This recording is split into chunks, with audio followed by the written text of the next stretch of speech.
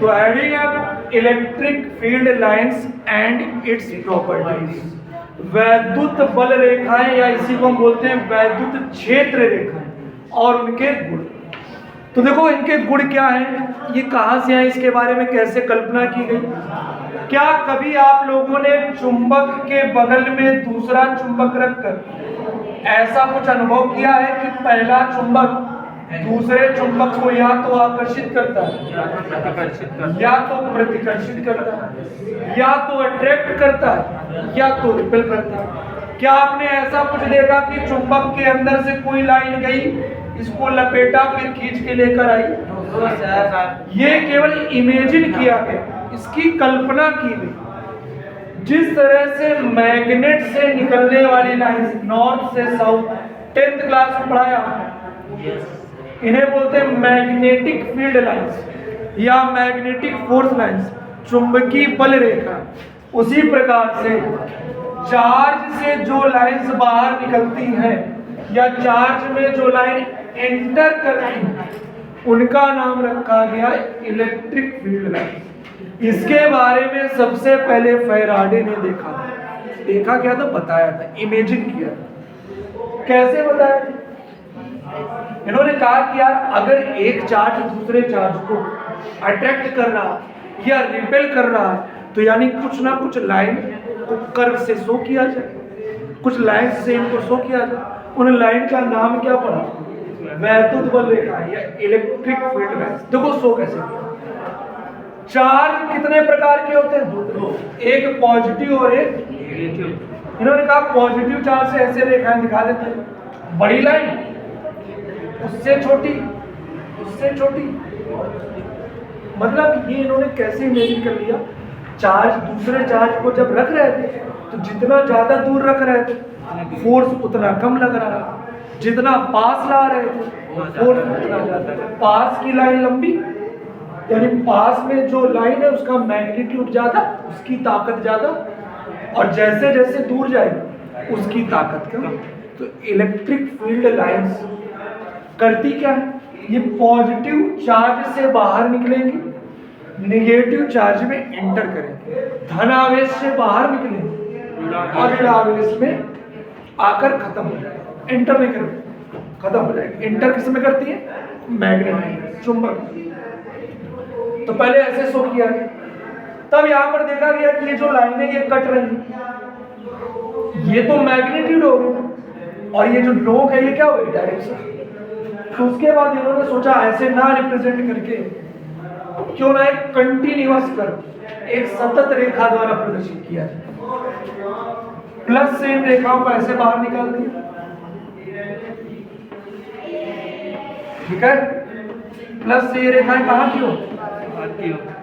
Radially outward, त्रिज्यता बाहर की, त्रिज्या की दिशा में बाहर की। और माइनस में यही रेखा है अंदर की होती है, अंदर की। इनसे लोगों ने पूछा भैया ये बताओ, अभी तक तो आप ये जो रेखाएं दिखा रहे थे अलग अलग दिखा रहे थे, तो रेखा की जो लंबाई थी वो उसका परिमाण बता रही थी यानी मैग्नीट्यूड, और जो नोक थी हेड जो था वो उसकी दिशा यानी डायरेक्शन को शो कर रहा था। अब परिमाण को कैसे बताऊं कि कहाँ परिमाण ज्यादा? पहले तो तुमने बता दिया कि पास का तीर लंबा, उसका परिमाण ज्यादा, इनका फिर और कम और कम। अब कैसे बताओ? तो उन्होंने कहा कि जहां ये रेखाएं सघन हो पास पास, वहां का मैग्नीट्यूड ज्यादा, वहां फोर्स ज्यादा। बताओ ये रेखा क्या यहाँ पर पास पास है और यहाँ पर दूर दूर। जैसे जैसे दूर जाएंगे देखो इनके बीच की डिस्टेंस बढ़ जा रही है। बोलो आ रहा है? वे काल्पनिक रेखाएं जो धनावेश से निकलकर ऋणावेश पर समाप्त हो जाती हैं क्या कहलाती है? वैद्युत बल रेखाएं। अगर अकेला पॉजिटिव चार्ज है तो प्लस से तो निकली, अब धूल किसको रही? माइनस में ले रहा, तो चलती कहाँ चली जाएगी? तो अगर अकेला धनावेश, अकेला पॉजिटिव चार्ज या अकेला निगेटिव चार्ज तो ये जाकर खत्म कहाँ होगी? और आएगी भी कहाँ से? जैसे निगेटिव में आ रही तो आ कहाँ से रहेगी? यहाँ से जा रही तो कहाँ जा रही? बोलो बात समझ में? तो सुनो, वैद्युत बल रेखा एक तरह की काल्पनिक रेखा है, इमेजिनरी लाइंस जो कहाँ से निकलती है? प्लस से। कहाँ से? प्लस।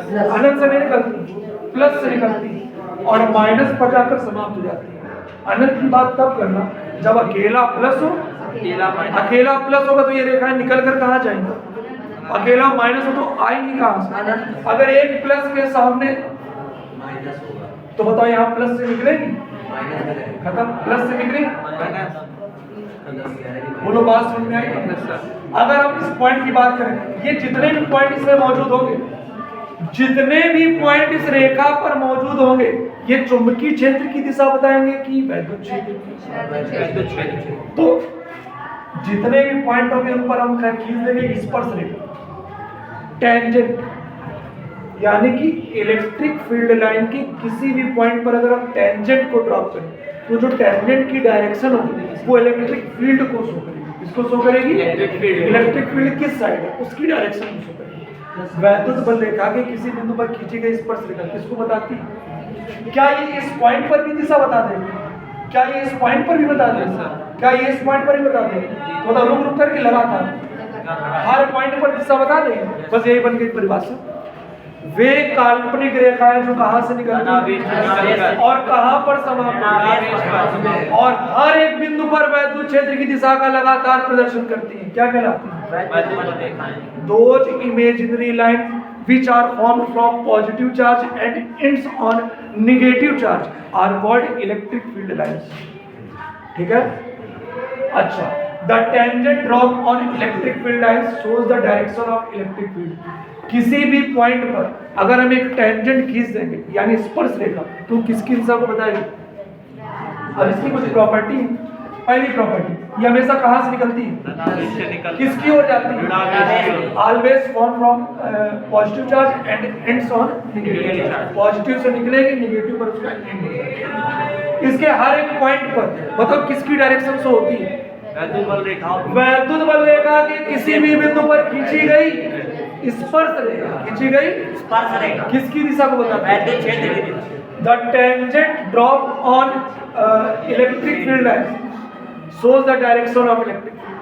ठीक, at any point, किसी भी पॉइंट पर अगर खींचे। तीसरी बात, दो रेखाएं कभी एक दूसरे को नहीं काटती। इंपॉर्टेंट पॉइंट है, दो वैद्युत बल रेखाएं कभी एक दूसरे को नहीं काटती। Two electric field lines never या can not cut each other या नेवर इंटरसेक्ट ईच अदर। क्यों ऐसा होता है? अगर इन्होंने काटा तो बताओ यहाँ पर एक डायरेक्शन ऐसी, क्या एक ही पॉइंट पर दो डायरेक्शन हो सकती है? असंभव है सर। दो वैद्युत बल रेखाएं कभी एक दूसरे को, two electric field lines can not cut each other या can not intersect each other because if they intersect at a point then there will be two direction of electric field which is impossible. यानी कि अगर किसी बिंदु पर वैद्युत क्षेत्र की कितनी दिशाएं? दो, तो ये तो हो ही नहीं सकता, असंभव। एक बिंदु पर एक दिशा होगी। चौथी बात बताओ, ये सतत वक्र बनाती है कि रुक रुक कर? सतत वक्र। ये कंटिन्यूअस कर्व बनाती है। अच्छा बताओ, ये खुला वक्र है कि बंद? ये ओपन कर्व बनाती है। ये सब प्रॉपर्टीज बता रहे हैं। अगर ये कहीं पर पास पास है, अगर ये पास पास है तो इलेक्ट्रिक फील्ड कैसा है? स्ट्रॉन्ग की वीक? अगर दूर दूर है, अगर सेम डिस्टेंस पर समांतर यूनिफॉर्म इलेक्ट्रिक फील्ड, एक समान। अगर अलग अलग डिस्टेंस पर, जैसे कि यहाँ पर पॉइंट है ए और यहाँ पर पॉइंट क्या है? बी। ए और बी में से बताओ कहाँ का इलेक्ट्रिक फील्ड ज्यादा मजबूत? तो ये इज ग्रेटर देन ईबी। यहाँ का वैद्युत क्षेत्र एक समान, यूनिफॉर्म, और इस तरह से इसकी कुछ प्रॉपर्टीज। बोलो बात समझ में आई? ठीक, तो ये वाला दूसरा क्वेश्चन इसका ये रहा, खत्म।